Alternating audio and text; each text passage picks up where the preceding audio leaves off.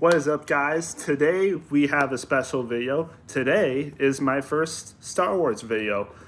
This is a NASCAR Star Wars channel, and this will be my first Star Wars video. So I'm very excited to do this. As you know, there's not very much Star Wars content out, but The Bad Batch is releasing in 8 days, I believe.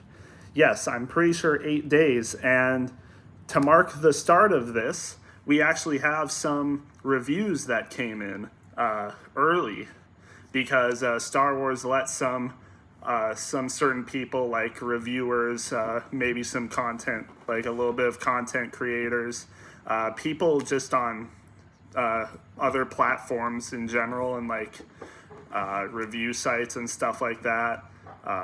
So they let those people review or see the first 8 episodes of season 3 of The Bad Batch, and they've put out their thoughts for it.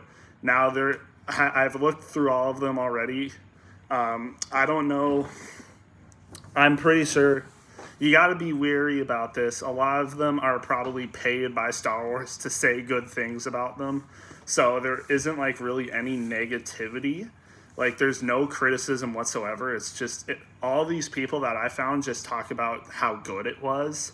There's no really any criticisms that I've seen from these. So keep in mind, these people are probably, a lot of them are probably paid to say good things about Star Wars. But I did watch a video earlier about someone doing this. They said one of the reviewers has actually been a little bit critical about the past seasons of Bad Batch, but they actually had something better to say about this season. So just take that with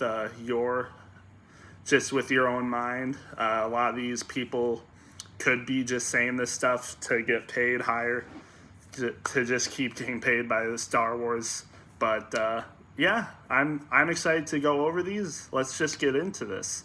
Starting with Star Wars Holocron, very popular Twitter handle. Probably one of the biggest Star Wars fan pages on Twitter, I would say, that consistently post about Star Wars. But they say Bad Batch Season 3 episodes 1 through 8 are phenomenal, mature tone with a focus on overarching plot over one-off stories. And this is where it kind of gets a little iffy for me. This season ties with the entire saga together, from the prequel trilogy to The Mandalorian to The Rise of Skywalker. So that's where I have a little bit of an issue with it. But it says Omega and Crosshair are the show's heart, and Palpatine has never been scarier. So yeah, there's my issue.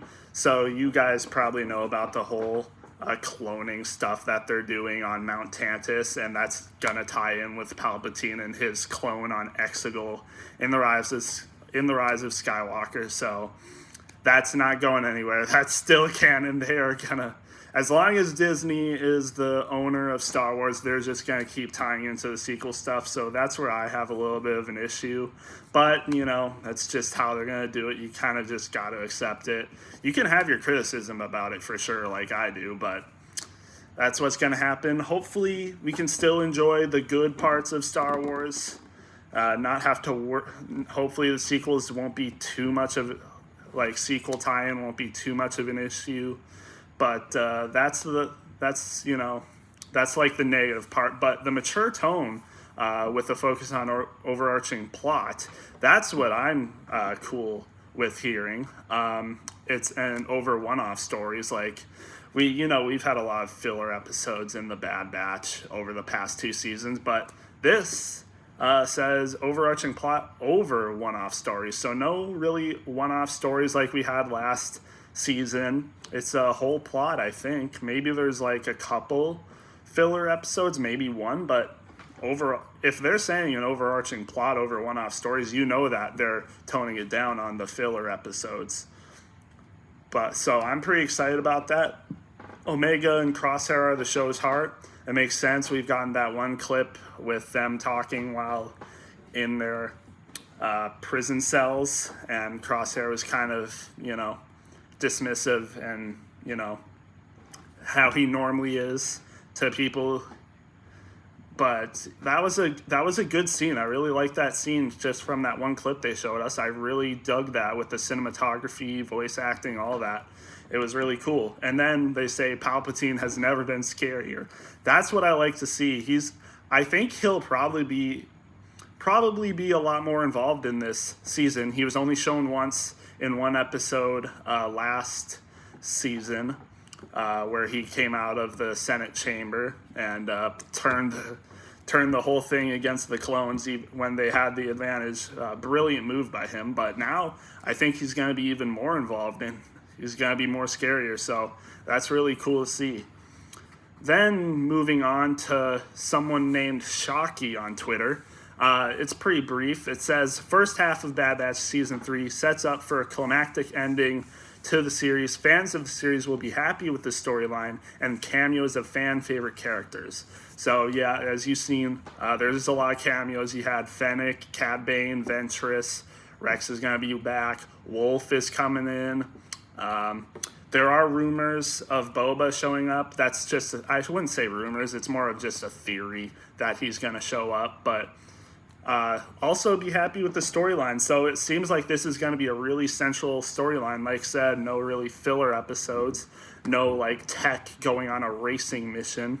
So that's going to be fun. Then I got TJ Zwarich. I don't know how to say that name, but he only watched the first 4 episodes, but he said they're fantastic. But he also says just through the first 4 episodes, there's a darker tone, wonderful score, intriguing story, and inspiring characters have made it a blast so far. Just off the first episodes, sounds really good. Darker tone, that's been mentioned by Star Wars Holocron, or mature tone. I like it. I like to hear that it's going to have a more mature, darker tone. It seemed like, Bad Batch had their moments where it really kind of did feel like a kid's show in season 1 and 2. Like, it's like, okay, this is like on the kids level that most of Rebels had. So it's like, yeah. But they say darker tone, so that's really cool to see. Then I got Charles Murphy. He said, undoubtedly, 3 of my favorite episodes of the entire show were among them. So only in the first 8 episodes, 3 of his favorite episodes of the entire show were just in the first 8 episodes of this season. So that's really cool. I hope to think the same thing. If the best of the show is in the first 8 seasons, or in the first 8 episodes, just in this season, that's going to be really good to watch, because there's been a lot of really good Bad Batch episodes, in my opinion. Season 2, Episode 3, really good. The Return of Cad Bane in Season 1, that was really good. The final episode, Season 2, really good. So if they're just saying that based off this one half of the last season, that's really nice. Let's see. He says last season the show had some strong sci-fi episodes, and that continues here. That's going to be really cool, and it's connected to the larger Star Wars universe. So a lot of plot tie-ins, I guess, with the sci-fi parts of it. They're continued. So I wonder if they're bringing the Zilla Beast back, because the Zilla Beast was like one of the bigger sci-fi parts of season 2. So they said strong sci-fi episodes, and that continued here. So I wonder if they do bring the Zilla Beast back here then. Then we got Joaquin. He says, I'm just going to say that this is the best season of all, and you need to watch The Mandalorian and the Star Wars sequels again. Well, I don't think I'm going to be doing the latter half, but The Mandalorian, seasons 1 and 2, yeah, for sure. I've wanted to watch the first 2 seasons of The Mandalorian again. I've watched some of it. I've watched reaction videos to them recently, but I want to watch all of it for myself again, because the first 2 seasons of The Mandalorian, some of the best things Disney has done, in my opinion. Way better than all their newer stuff. So yeah, the sequels concern me, that's for sure. But it says this series is a bridge that connects everything. So it's gonna really have a big tie into all Star Wars content, I guess. Like, it's gonna feel like Star Wars, or it's gonna really tie in with a lot of Star Wars. So yeah, but he did say that this is the best season of all. I wonder if that just means for the Bad Batch or like all Star Wars. Not entirely sure, but we'll see. Got Richard that says season 3 brings some highly emotional moments, a few fan favorite characters, and meaningful nods to the greater Star Wars universe. So yeah, this season has a lot of tie-ins with just all Star Wars in general. Like I've already said, highly emotional moments already for the first 8 episodes. That's interesting. I wonder what they mean by highly emotional. Like, what happens? Is it just like character interactions that are emotional, or is there things that happen that are really emotional? That'll be interesting to see. But I don't think they'd have like really emotional moments, like something happening to a character or like something like that in the first 8 episodes. I assume they just mean like character interactions, like maybe Crosshair interacting with Omega. That's pretty emotional.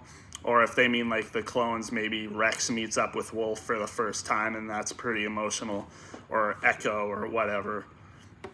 I don't know what they mean by that, but of course these guys are supposed to like keep it a little ambiguous. Like, they're not supposed to reveal like major moments or plots or anything, so they kind of got to keep it a little, secret, but they can say what they think. Justin Lawrence says season 3 masterfully blends weekly episodes with gripping overarching narratives backed by stellar storytelling and outstanding animation. That's pretty good. I like that.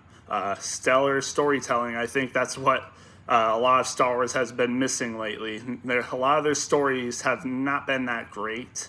Ahsoka's story, I think, has recently been the best. I really like the first half of Ahsoka, 1 through 6, and then it kind of got a little weird after episode 6. Episode 6 was still a little weird to me for Ahsoka, but the first episodes were really good. I liked the storytelling in that, but I feel like they could have done a little bit better still.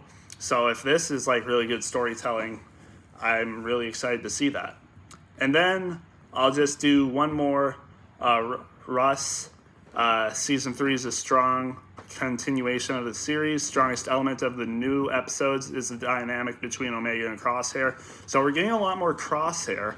And then, of course, kind of can't help but to think the only reason that is because Omega's with him. But yeah, I'm glad that we're getting more Crosshair. We only got like how many episodes? 3 or 4 with him in the last season. So yeah, but that's all I have to say for this. Let me know what you guys think. Are you excited for this show? I certainly am, but we'll see how it is. Good summaries by these people who reviewed the first ones. We'll see how it goes. I'm very excited, so we got in 8 days. I'll be posting reviews about every episode, I think. I'll probably be doing a review about every episode. So stay tuned for those, and we'll see you in the next video.